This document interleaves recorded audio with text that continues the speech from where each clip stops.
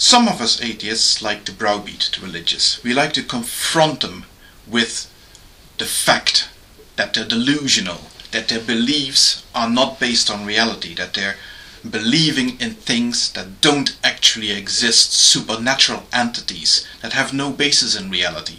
And we laugh at them and we ridicule them and we push them to drop their religious beliefs and let them fall by the wayside on the scrap heap of history where they belong. And then we get frustrated because, what do you know, people who are religious and who listen to us push this embracing of reality aren't buying it. They're not interested. They cling on to their belief systems and they seem to be happy. Now that is very frustrating indeed, to see a theist who is actually happy in their belief system and who are not interested in all this beautiful reality that we have to offer. Now of course we can turn around, look at the believers, scoff at them and laugh at them and just blame them for being big-headed and stubborn. Or we might look at ourselves and maybe realize that maybe what we have to offer here, this whole naturalistic outlook on life, is lacking somewhat. But what is it lacking in? Now obviously we cannot look at the way we look at reality and dilute the insistence on taking reality as it is and not covering it up with dogma or beliefs that cannot be questioned or other such structures. That is something that we've achieved with our scientific outlook on life, and that is something that we certainly should never abandon, no matter what. But what is it that religious people are actually looking for? Why are people so resistant to abandoning religion and embracing reality as it is? Now some of us like to point out how great it is to embrace reality as it is. But is it really? It depends on how you do it, I would think. And this brings me back to an earlier video that I made, one in which I was talking about what religion actually is at the very root of it, at the very core. What is religion actually all about? And as I pointed out in that video, it is not about dogmatically accepting a certain set of beliefs. That comes later. At the basis of every religion, I think, is the religious person's relationship with, as I called it back then, and I'm happy to still call it that, the transcendent, that which transcends your own limited physical existence, which is more than yourself. Now many religious people translate that into a term such as God, for example, and they relate to God in some way or another. Now we, atheists and people who embrace a naturalistic worldview, aren't convinced by that, don't understand the term God, and it makes no sense to us whatsoever. So there's no way that I, for example, could ever embrace a term such as God. But I could embrace a term such as reality. And then we might look at how can we replace the religious experience for those who are disenfranchised with their God idea and who do realize that it isn't satisfactory, it doesn't answer any questions, and it is ultimately just a figment of the human imagination, and it doesn't actually stand for anything. And then these people are lost. They've lost this relationship that they had or they thought they had, and they look around and they see us naturalists, and what have we got to offer? What other relationship can we give them that replaces what they've lost in religion? And that is where so far we have pretty much failed to present them with anything.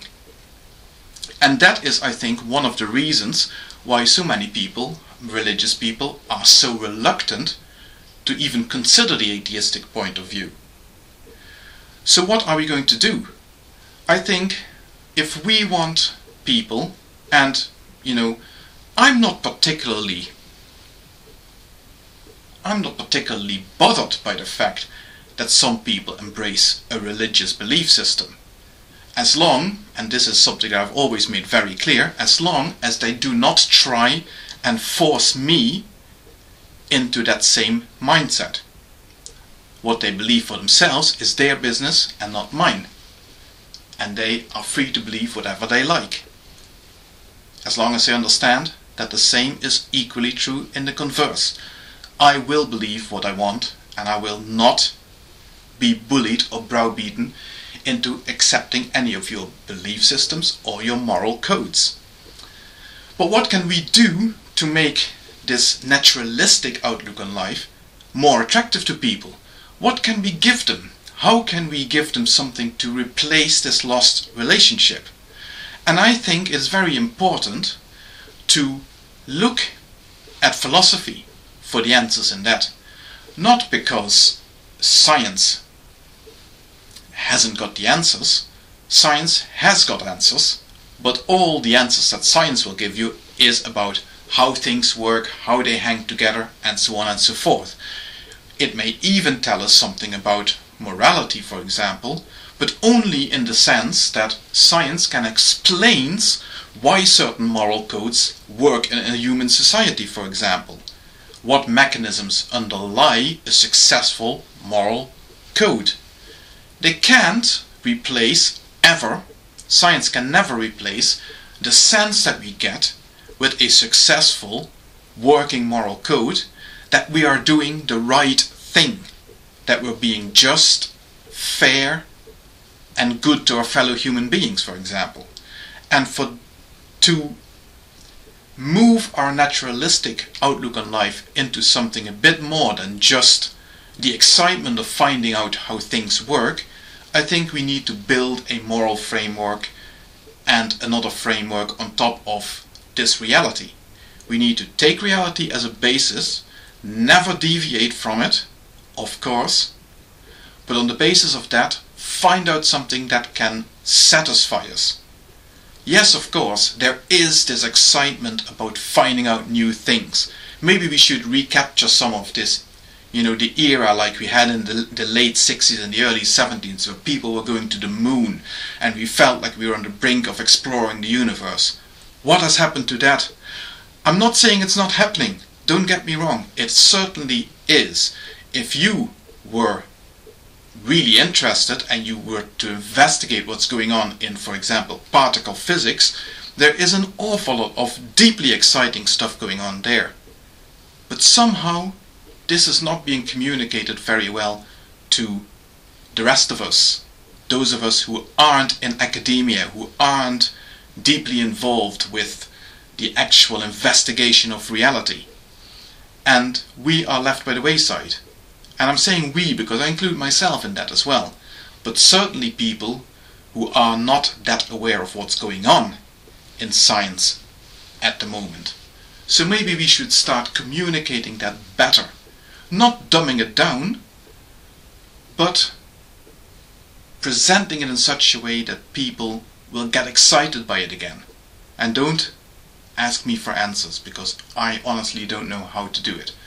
But on top of that, we also need to look at a naturalistic outlook on life, and we need to find out a way of presenting that in such a way that can actually give somebody something to live for, something to feel comforted by, to feel some solace in.